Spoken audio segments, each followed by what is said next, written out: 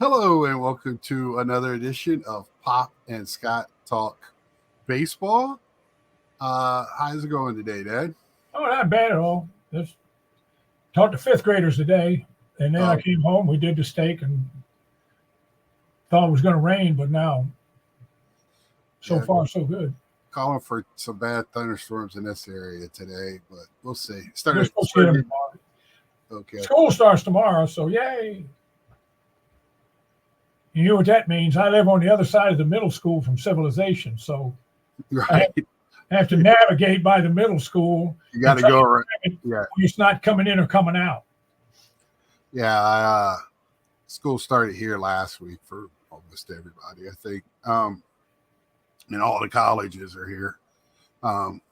This town is went from nice to ride around to now it's thousands of people everywhere. Yeah. uh, so let's talk a little baseball. What do you got for us today, Pop? Well, another Washington National left the team because he wasn't playing well, and they hadn't played well in years as far as hitting.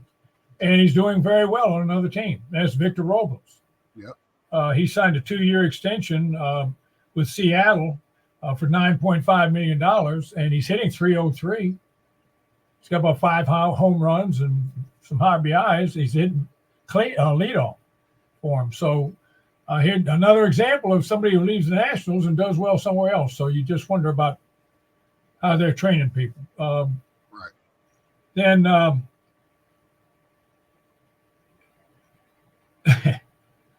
they're talking about the White Sox last week setting the record and all that stuff. And I made the comment, well, the Yankees get to play him 3 games in a row, so the Yankees are going to, that night Chicago beat them 12-2. Right. Chicago beat the Yankees 12-2. Now they lost the next 2 games to them, so they lost the series, but they beat them 12-2.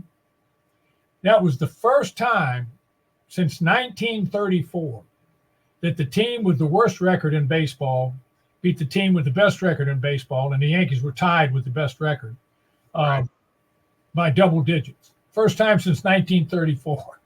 So I thought I'd mention it's one of those obnoxious statistics that baseball has, but I mean, I thought it was kind of Right. and the other thing, Mike O asked about Wood, the kid from Washington, and what I thought of his potential. I mean, he's had 2 4-hit games this year already since he's been up. Right. That's a record. And he got on 3 times yesterday. And Andres Chaparro, they called him up, or the Nationals did, and in his first game, he had 2 base hits. He had 3 doubles, and he matched about 5 other people doing that. The first in the history of the game, getting 2 doubles. For the first time in his career, earlier this week, Sosa hit. Not Sosa, but what am I thinking of? Oh, never mind. Jazz Chisholm. I was talking about how I didn't think he was going to do all that well, but he might do better in New York. And he came to New York and was hitting like Ruth and playing third base like Greg Nettles. Yeah. And so but he's out now, and he has UCL in his left elbow, and he's going to miss the rest of the year. He's having surgery. That's a shame because, he came to New York, and he was just lighting it up. Philadelphia, Weston Wilson hit for the cycle against Washington Thursday. Right. You don't see that every year, so I thought I'd mention that. Christian Yelich. Hold on. Wasn't that his first game up? Yeah, he's a rookie. Okay, it was more to it, and he just hit a cycle. That's why I was waiting. And Christian Yelich in Milwaukee is he's out for the rest of the year. He's having back surgery, but he swears he's going to be back next year. But his back's been bothering him for a few years now, off and on. Right. He kicked off the year like young Yelich, and he started declining, and everybody was like, "It's back." Yep, and that's what it is. So hopefully the surgery will correct it. But oh, and really good news. Ryan Sandberg came out this week and said he's cancer free. Well, He's been battling that for a few years now, and he said he's cancer free. So that's fantastic news. I think. Yesterday, another rookie. Boy, some of these kids are amazing. His name is Dayron Blanco for the left fielder for Kansas City. Mhm. They were playing the Reds. He had 7 RBIs. Not too shabby. No, not too bad. Not too shabby. Oh, I said Sosa. It was Soto. Soto of the Yankees, his first 3-run home. He had 3 home runs in one game. First time he'd done that in his career. I don't know why I said Sosa. I got Sammy Sosa on my mind again. Another power hitting man. Yeah. Yeah. Anyway, I found there's some significant injuries this week. Darno went out for Atlanta like they needed another injury. He went out with a wrist injury. A right-handed pitcher, Lopez, he went out with a forearm, and Soler went out with a hamstring. Glass now is out again with his elbow for the Dodgers. Gee whiz, he's hurt. Yeah. What a shock. Now Glass is appropriate for his last. Exact. Glass is the best name for him. In Cincinnati, Hunter Green went out with an elbow problem, and they hope it's not serious. Right. That's you want because he's already had a surgery, so you wait. And in Pittsburgh, McCutchen went out with a knee. He's out with a knee, and they hope he'll just be on the 10-day. Now this one, here again, his name should be Glass Buxton, because Buxton in Minnesota went out with a hip. Right. Now he's played all year without an injury, which is shocking. He usually goes down the first 3 hours. So he made it all the way into August, but he's out with a hip now, and hopefully they're hoping that's not real serious. But here again, in almost any sport, it's injuries play such a huge part in any sport. Who's healthiest at the end of the year usually has a good shot at winning the championship if you have a decent team. Right. And your stepmom, she used to be a big New Orleans fan, but she's a big Kansas City fan too. And she was talking to me the other day. She said, "Do you think the Chiefs can three-peat?" And I said, "Yeah, if the quarterback stays upright, he'll be fine." Yeah. But it's all about health. I don't care what sport it is. But anyway, the big news, of course, now we're in the second half of August. So we've got about 6 weeks, maybe 7 weeks left of the regular season. And so now the biggest news is the standings, because that can change from day to day. And even with 6 or 7 weeks left, even if you're 5 games out in the wild card, that doesn't mean you're totally out of it, because a lot of things can change. I was watching. Well, first I want to add to one thing about injuries. I'm watching my Mets right now. Starlin Marte is actually playing today. He's been out for about 2 or 3 weeks now with his knee. He's been longer than that, about a month. So I'm happy to see that. Makes them a lot better. They're 1 game back. But I was looking at the standings today, knowing we were going to talk about it. And it looks like I thought it was going to get tighter, and it's not. It's the front 6 or 7 teams are making a little bit more of a gap. And, the Mets are, I'm sure you'll go over 1 game, and then it's 3 or 4 games after them. Same way in the other side with, I think it's the Royals are 1 game out or 2 games out. The American League is a little more cut and dry than the National League is packed when you get to the wild card. But even today I was looking at it, I was like, wow, it's starting to make a difference, because San Francisco. Well, I mean, and then too, see, I'm sticking to my prediction from 3 weeks ago. Atlanta's not going to make the playoffs. Yeah, they are not going to make the playoffs. So here's my thought. And I agree. But here's my thought with Atlanta. Years past, they've been so good, they've been expected to win, right? And they get in the playoffs, they're 1 and done. They're not. Let's see what happens when everybody thinks they should lose. And, now they're playing for just to play for the guy next to them now. It's a lot to be said when that scenario comes up. So I'm not counting them out. They got a lot of heart on that team. They still have great leadership in Riley and Olsen, and they got some veterans. They got a great manager. If that manager was managing them in the 90s, they would have had a lot more than one World Series. I just don't want to count them out. They're just, and that's a great city. They're sold out for the rest of the year.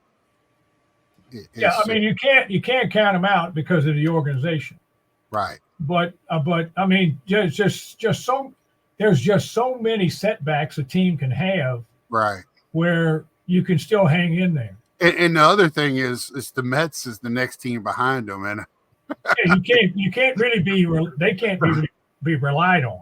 Right. Let's be honest. They cannot be relied on. Yeah, and then you got the Nationals and the Marlins, and they're not going to do anything. Right. They're tied with the Marlins right now, too. I mean, we'll go through all this. Atlanta's biggest problem, if they fall out of the top three, is that the National League West has three teams that could make the playoffs. Yeah, but I was looking like the Giants they slipped the game last night. But you got the Dodgers, the Padres, and you have the Diamondbacks, and all of them are doing well. But the Padres and Dodgers, the Padres and Diamondbacks right now, the other two teams in the playoffs, right? Wild card. If we ended today, it'd be that's right. It'd be the Padres, Padres, Diamondbacks, and Atlanta. It's San Diego, the Diamondbacks, and Atlanta. So then you got the Mets, San Francisco, and St. Louis. And the Mets are one game back, and the other two are four back. So it looks like San Diego and the Diamondbacks, the way they're playing. Yeah, they're 4 up on Atlanta. You're right. So it's between the Mets and Atlanta. Atlanta probably has just as good a chance as the Mets. Right. The problem with Atlanta is if they run out of pitching, that's the one thing the Mets added. They added some pitchers. They actually have they went from having a terrible bullpen and having a decent one. Now to have a decent one. One that you can, they don't have to stretch their starter out as they were doing. They pulled him early today. So they just got to be more consistent in scoring runs. And the Braves are more consistent in scoring. The Braves can score runs without hitting home runs. My friend at work that's a Phillies fan, he asked me what's wrong with the Phillies. Why are they falling apart? Like most Phillies fans, the sky's falling because they lost some games. Well, first off, baseball is always the law of averages. You went out to such a big league at the big lead in the beginning of the year, you're going to have a downside somewhere in the season to even that out a little bit. But the Phillies for the last 2 years have had issues when they can't hit home runs and they go in a home run slump with scoring runs. Exactly, because they don't have speed. Right. They don't have speed. They don't have contact. They don't have those on base guys. They just it's all based on power. Right. And they're built like a slow pitch softball team. And they're going to have that same issue when they get into the playoffs. If they happen with the Diamondbacks, you can see it when they have a down, if they don't hit that crucial home run somewhere late in the game, it seems like they're in trouble. And there's other teams built that way. I think the American League right now just looks so much better than the National League on the top 6 teams. What do you feel the same way when it comes to that? Like the top 6? Both the Yankees and Baltimore have bullpen problems. Right. Yankees all of a sudden don't have a closer.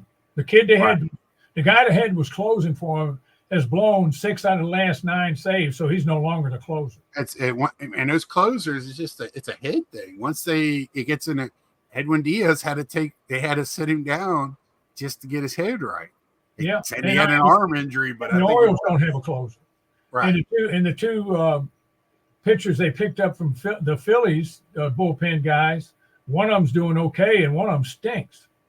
He can't throw strikes.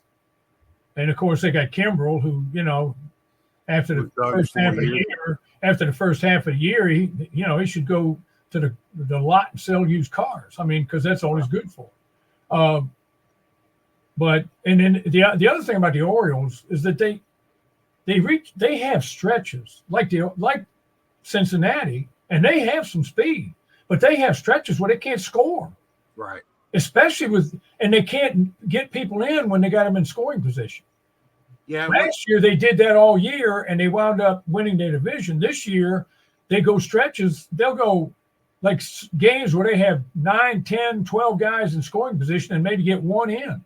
So since you can watch them and I can't, I've only seen 2 Baltimore games. And this is the only thing I picked up. Where last year they were having fun no matter what, it seems this year they're showing some frustration. Yes, because they're expected to win. Right. Last year, we're not supposed to be doing this. This is a blast.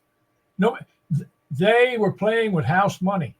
Right. They were playing with house money. They had the birthday cake with the 3-inch icing. And they were good. They were having a blast. This year they come out, people are favoring them and the Yankees to be the two best teams in the American League. And guess what, guys? Neither one of you are right now because both of you are having trouble. And the Yankees, of course, is just like the Phillies. They depend on power. Of course, if you got Judge, but and they got Cole, and then they just hope when the other guys come out there like Gil, Rodon, what's the other guy's name? Cortez or something. When they come out there, you don't know. They just pitched 5 days ago and were brilliant. Today they gave up 7 runs in 4 innings. You never know what you're going to get. Even Cole didn't get through the 5 innings the other night, even though they came back and won. But the Orioles, their bullpen is so shaky and they can't score. They had beaten Boston 6 games in a row this year, and then they lost 2 games in a row because they couldn't score. They scored 1 run last night. Right. I mean, you just can't. And then Gunnar Henderson is about the worst. I mean, he just shaking his head, looking down at his feet, just flipping the bat, just disgusted because he's hit a line drive and somebody caught it. And the problem with that is, and it happens with everybody, it affects his play in the field. Right. He's made some errors in the second half because he's gotten down because he's not hitting like he was. And it's not all his fault. You got to give credit to the other team sometimes. Right. You know, those guys are out there, and the last time I looked, they gave them all a glove. Right. And they can play defense. Some of these teams can play. Some of these guys can play defense. Oh, and speaking of defense, I'm watching the Little League World Series in Williamsport. In fact, I think tonight the Yankees in Detroit play in the in the game, the Little League game, the Little League in the Williamsport ballpark, the minor league ballpark up there. Yep. That's always a great show every year. But anyway, some of those kids, I watched a game the other day where it was Hawaii was playing somebody, and they beat them 2-1.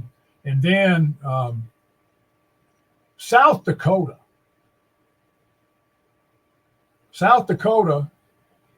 had to play Florida, and Florida was just, going to blow them out. Florida beat them 3-2. And those kids from South Dakota, they stayed in the game on defense. Right. I mean, their relay throws in that. They threw a kid out to plate. Should have never happened. But the relay throw was perfect. The throw to the plate was perfect. And the announcers made the comment, these kids are coached. These kids are well coached. Yeah. Because you could tell they didn't have the talent the Florida kids had, but they were well coached. So, I mean, I love watching those kids play anyway. I love kids. I teach kids at church, and I love kids. And I love watching those kids play. And, watching the kids. Like they had 2 no-hitters, one by by Mexico and one by Taiwan, and they're just kids from the Czech Republic, Australia, Canada. These kids aren't going to win too many games. They're just not. They don't have the same benefit that you do growing up in California. Right. Or Australia is getting better. I mean, Australia's a lot better than it was because they've got their own major league now and everything. Right. And but anyway, I'll just say this: on their team, they had triplets. They had triplets. The second baseman, the third baseman, and the catcher were all on the same team, and their dad was the coach. That was pretty cool. That was pretty cool. But anyway, I love that. And those kids, if you want to watch some good baseball, those kids can play. And almost the whole team they're all well coached. But getting back to the major leagues, though, as we talked earlier several times, the bullpen is so key now because the starters only go 5 or 6 innings. Oh, now, I don't know if you saw this or not. Baseball, somebody suggested that baseball require all starters to go 6 innings.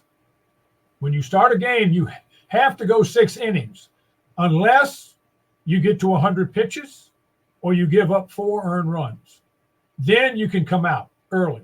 But if you don't do one of those 2 things, you have to pitch 6 innings. Because somebody pointed out one of the problems with baseball is the stars used to be Bob Gibson, Sandy Koufax, Whitey Ford, Nolan Ryan, Steve Carlton, Juan Marichal. They were the stars of the team. Denny McLain. Now the stars of the team are your power hitters. And they talked more. The closers are talked about more than the starters because the bullpen and the closers are more important. They'll spend more time in a major league game talking about who's going to be the setup man in the 7th or 8th inning for the 9th inning closer than they do about who's starting because they know the starter's only going to go 5 or 6 innings. And if you watch a game, every game is almost the same way. When a pitcher gets to the 6th inning, if they haven't thrown 100 pitches, you're going, what's wrong with him? Right. So that criteria would pretty much cover everything because by the time a pitcher finishes 6th inning, most of them have thrown 90 to 100 pitches anyway. Because once they get 2 strikes on a guy, they won't throw a strike. They want the guy to get themselves out, so they just nibble and they wind up 3-2. That was when before they put in the pitch clock, I was going to write a letter or send an email to MLB, and I said, if you want to shorten the game, just start every at bat 3-2, because they're going to wind up 3-2 anyway. Right. So start them all 3-2, then you got to throw 1 pitch. That'll shorten the game. But anyway, that's what they've come up with. Somebody came up with that idea because they said the starting pitchers are no longer because even Garrett Cole, probably still the best pitcher in the game, he comes out there and pitches 5 or 6 innings and then he sits down. The Phillies managed to get most of their pitchers into the 7th or 8th inning, their starters, which benefits the Phillies. But even they're losing now because they're not scoring. Right. Yeah, I just don't like putting mandates like that. I mean, it's yeah. I didn't like it either. I don't like it either. I mean, if why put a Band-Aid on something when there's no cut? Right. I mean, it's just the way the game's played now. Start with the kids and show them how to pitch, not how to throw. Show them how to pitch. The reason these guys like Whitey Ford and Bob Gibson, and they threw hard, some of them threw hard, but they didn't throw 100. In 92, 93 was a fastball back in the day, but they knew where they were throwing it. Right. And that's the difference. And they use control, what they call control. Now you get a guy throwing 92 and they call him a control pitcher. Right. Automatically. Whether he's throwing strikes or not, he's a control pitcher because he only throws 92. Right. And I'm going, what? But, I mean, that's what they said. The starting pitchers are no longer the stars. They're like Screwball and the guy that pitches for Detroit. He very rarely gets out of the 6th inning. Skeens. He gets the 7th. He gets the 6th, 7th, and sometimes the 8th. He gets to the 8th a lot. But I mean, how long is he going to be able to do that? This is his first year, and we got 6 or 7 more weeks. He's more hung. He goes after that plate. I've watched him pitch. I try to watch him every chance I get. He's very aggressive when he pitches. So I'm a Skeens believer. I didn't wait in this whole day with the useless baseball trivia or whatever. You have not presented it, the most useless one. And I'm going to give you one, Dad, and you can use it. So the other night, on the same night of games, have you heard this? Jackson Holiday hit a triple. He's 20 years old. Jackson Chirion for the three Jackson. And they're all 20 years old, and they all hit triples. Jackson Merrill for San Diego hits a triple. Same night, same first name, same age. Yeah. They talked about the 320-year-olds all named Jackson. Yeah, they were like, Jackson must have been a popular name 20 years ago. Well, yeah, it was. It was one of those, it's one of those foo-foo names. It's it's usually by the wealthy people. Wealthier people name their kids Jackson and Hunter and stuff like that. And right. Slavs like us are named Mike and Scott. And, it's just I call them the frou-frou names. It looks better on the law degree. Right. Jackson Wilson, attorney at law. Instead of Fred Wilson, attorney at law. Who are you going to go talk to, Jackson or Fred? Right. Well, I thought that been waiting this whole day for you to give us some. Well, I did not hear about the 3 triples, but I heard about the 3 guys. I heard that same night. They're all named Jackson, 3 triples, and they're all 20 years old, rookies. So incredible. Match that one again, MLB. yeah, try to do that again. Call all the moms out there and tell everybody name all their kids, Simon. So do this 20 years from now. Right. Yeah. So that was that. I've been waiting on it. I thought I'd throw it out there here. Let me get this out of the way. There are 12 teams in the major leagues that have losing seasons. Okay, we're getting better. So 12 is pretty much 11 or 12 every week now because that's everybody's kind of separated, and that's. Son, I went back and looked at the standings for 1955. The Brooklyn Dodgers won the National League. The Yankees won the American League. There were 8 teams in each division. If I remember correctly, the Yankees and the Indians in the American League and the Dodgers, and I cannot remember who was second, to be honest. Might have been St. Louis. But anyway, whoever was second, Milwaukee, whoever was second, they were the only teams in both leagues that had winning records. Right. The other 6 teams had losing records. They weren't until you got down to the bottom where Pittsburgh was in the National League and the Senators in the American League, and that is, Well, that's what I was going to say, because, when you say that, how many games under 500 are those teams? They're probably just a few games. Yeah, a few. Until you get down to the White Sox and a few Nationals and some of the other the Colorado Rockies and Marlins. In Pittsburgh, the bottom fell out. They've lost 10 games in a row. Yeah, we just kind of they don't hit. Pittsburgh's going to be Pittsburgh. They just don't have the depth of talent that other teams do. Yeah, well, they got a good core. We'll see what they do with it. Well, at one time, the Pirates had one of the best teams and organizations in baseball. At one time, if they can't re-sign Skeens, then that team MLB needs to do something with that owner. Well, if they can't win, change your name to Steelers. Maybe that'll help. Yeah.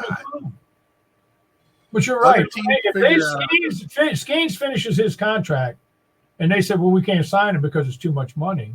Well, what you're telling the people in Pittsburgh is we got no chance. None. Never. We're never going to win. And, that's why that was the other thing I heard this week. It was not by anybody of outstanding pundency, but somebody made the comment that on one of the ESPN, I believe it was, during one of the games they were showing that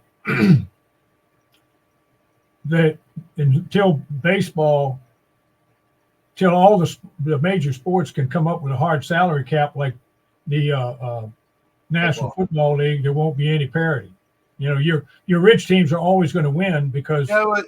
You could say that in baseball, but I see parity in baseball. That's why. Well, I mean, Texas and Arizona weren't the richest teams in baseball. No, you just got to. I mean, Oakland was always in the playoffs there for a stretch. Just now they choose not to spend money.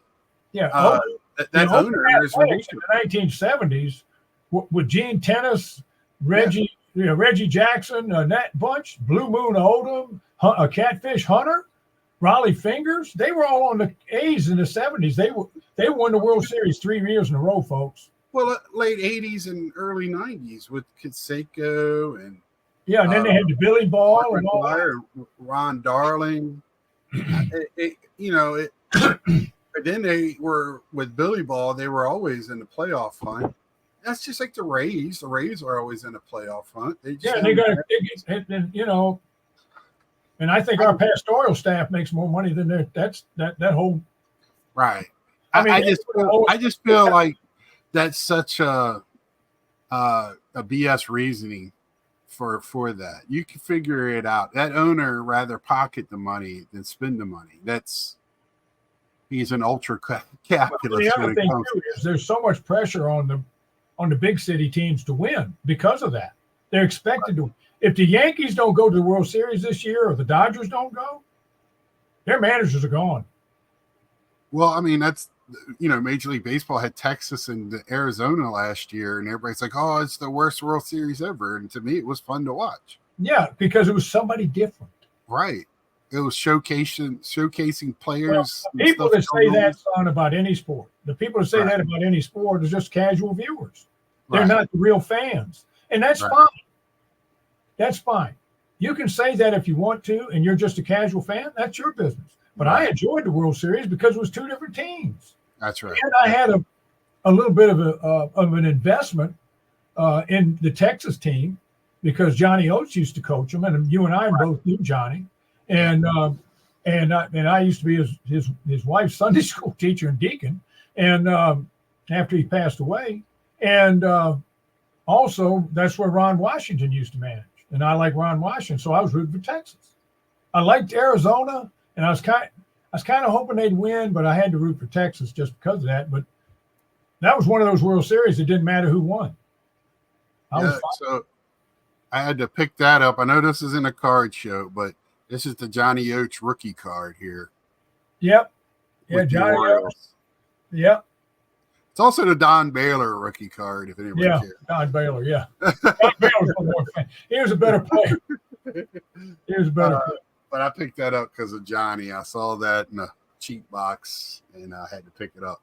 And I mean, that's why we watched the game. I mean, Jackie Bradley Jr. is getting a little push in New York when they call up a couple of more players. And he played in one town over from ours. High school ball. Yep. Then he played at the University of South Carolina. Yep.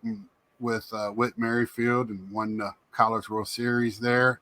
And it's just that's we tend to root for players and stuff we have connections with. Well, I mean, it's like the girls' basketball, women's basketball, college basketball, which I like college basketball, period, but I love women's ball. Right. And when Caitlin Clark and Angel Reese and all them, everybody became fan. I just didn't miss an Iowa or LSU game. I just naturally watched them because I wanted to see those ladies play. And I always watched Connecticut play because I enjoyed the way they were. I've been watching South Carolina since Dawn Staley took over. Yeah, and see, that was what I was going to say. We root for South Carolina because Dawn Staley was All-American at the University of Virginia. And the only thing that upset me was she didn't take the University of Virginia job. She took the South Carolina job. Me too, but that's where she's from, that area, I think. Yeah, I think she is. And it's easier to recruit at South Carolina than it is at Virginia. It just is. And you had a good decade or so there with them. And they came close. But anyway. Right. Now, let's go over the standings. Let's see. In the American League, the Yankees have a 1-game lead over the Orioles. Neither team is lighting it up, but the Orioles are having a harder time. And if they can't find any arms in that bullpen, they're going to be in big trouble by the end of the year. Cleveland has only got a 2-game lead over Minnesota. Right. They're coming. And they got a 4-game lead over KC. And what makes that, I think, so big of a thing is, like, I think we touched on it before. Whoever wins that division is most likely going to get the bye, and the other one's going to have to play. Yeah. I don't know which is not necessarily better last year. Look at last year. Right. Well, in the American League West, the Astros are 4 games up on Seattle. So, and Texas is 12 back, so they're out of it. But the Astros are now 4 games up, and it looks like in another week or two they're going to get Verlander back. I don't know how good he'll be, but they'll get him back. Well, there's one thing: he's not going to get his automatic next year rollover, so he's going to be. And they're also he's not going to get enough games in. Their right field is coming back too. That's good for the Mets fans because that's money we don't have to pay. Exactly. Yes. And their right fielder's coming back too. So he's coming back from injury in another week or two. So they're going to be getting a little stronger. In the National League, I don't know. The Philly fans, just calm down. You got an 8-game lead over Atlanta. The race is over. See, Philadelphia, this is what they're going to do. They're going to play this kind of ball now, and then when the playoffs start, they're going to catch fire again. That's what they're going to do. Well, they went to the 6-man rotation to save arms. They started that last week. Right. And then, and they're going to just be on a pitch count, and they're not – I don't think they're really worried about – they just want to get through the season with less injury as possible. Exactly. Get their people back, the ones that were hurt. Real Muto and that are back. So get them healthy and then worry about it. The Mets are 9 games back. Milwaukee has a 10-game lead on St. Louis and 10.5 on the Cubs, so that's over. L.A. Dodgers have a 2.5-game lead on a 2-game lead on San Diego and 3 on Arizona. And that race is tight now. Now the Glasnow is going back on the IL. If they don't get some of their other pitchers back, they've got Buehler back. He's back in rotation. Kershaw is pitching again, and he pitched well the other night, believe it or not. But they might be in some trouble. Now they got Mookie back. Freddie got hurt the other night with his hand, but he kept playing. He's still playing. So anyway, and in the wild card, it's the O's, the Minnesota Twins, and the KC. Boston's 2.5 back. The Mariners are 5.5 back, and Tampa is 6.5 back. So that's probably done. But like last year, there was a couple of things we thought were done, and they weren't. National League, San Diego, the Diamondbacks, and Atlanta. Mets are 1 game behind Atlanta. And if the Mets pitching holds up, depending a lot on the schedule. Last month, we looked at the schedule, and that had a lot to do with it. Because some people, the schedule doesn't mean that much. If you have 5 games left, if you're Atlanta and you have 5 games left against Philadelphia or 5 games left against Miami, which one would you rather have? Right. Don't tell me the schedule doesn't mean that. And they're talking about Cody Asinga might be coming back. Yes, I saw that this morning, but I didn't write it down because it wasn't a sure thing. Right. It wasn't a sure thing. So the Mets are 1 game back, and San Francisco and St. Louis are 4 back. I don't think either one of those teams have enough talent to see. There's another thing. Before I go any further, well, that's basically what I have. But this is something St. Louis is going to have to search hard and long and think about, and that is Goldschmidt. Their two corners are not playing like they normally. They're getting old. Yeah, they're playing like old men. Yeah, they're playing like old men. They're still making plays in the field, but they're not hitting like they did. Arenado at third is still just Goldschmidt and neither one of those guys are playing like they did, and so now they're getting right at the end of their career. Now, what are you going to do if you're St. Louis? So those are two not only great hitters, but those are two great fielders. They were Gold Glove winners, both of them, and they're great just men in your locker room. Great locker room leaders and in the community. Right. So they're a benefit to the whole, to everything, and so I'm just wondering what St. Louis is thinking. What's going to happen here with these two older guys. I'll probably look it up this week, see how much time they got left on their contract. Right. So that'll be that's. I was thinking the same thing. I was watching some highlights for St. Louis the other day, and I was like, man, this is an older team. They got Yachty is gone. They got younger behind the plate, but they still an older team. They need to get younger, and I don't know what that's going to bring. I just is curious to see what moves teams still going to make. I still seeing teams, making some roster moves, players getting released, players getting picked up, signing for minor league contracts. So it's still a lot going on in the baseball world, right? Well, they changed the rules where they moved the trade deadline up, and then they did away with the waiver where you could put the guy on the waiver wire to trade him. They did away with it. So they did away with that. So when we hit the trade deadline, that was it. Yeah. Now so they're talking about moving. They want some of the players. The Players Association has mentioned this. Move the trade deadline into August, so the teams know better whether they got a chance or not. Well, and also what's happening now is, they just put them to assignment, and that's the same thing. They go through the waivers, and somebody will pick them up or not. And if somebody picks them up, then they get a complimentary draft pick or whatever in the next year's draft. And that's what some of these people are doing. They didn't get picked up, and they just that's what happened to Jackie Bradley and players like that. They just didn't have any place. They made trades. They need to get rid of some weight. So. But, interesting, Dad. I just want to leave it with that this week that, it's just getting more and more exciting. Every game, you saw me just kind of make a jump in here. The Marlins went up in the top of the 8-3-2. Had a play at the plate, and the catcher dropped the ball. But, so because right now my Mets is every game means something right now. Yeah.